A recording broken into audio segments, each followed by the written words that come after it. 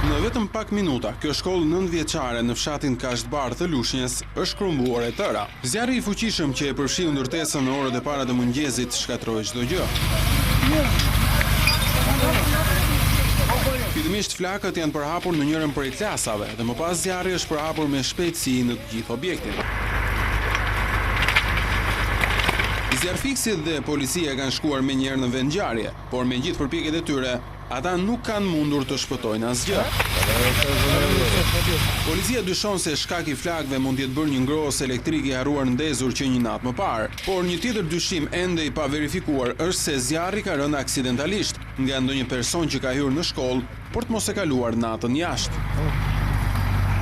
Në shkollën e Kashtëbardhës mësojnë rreth 700 nxënës, të cilët për shkak të kësaj ngjarjeje do të mbeten përkohësisht pa mësim. Në ditën e vijim pritet që autoritetet lokale të sigurojnë ambiente me qira për zhvillimin e mësimit deri në përfundimin e rikonstruksionit të shkollës apo ndërtimin e një godine të re.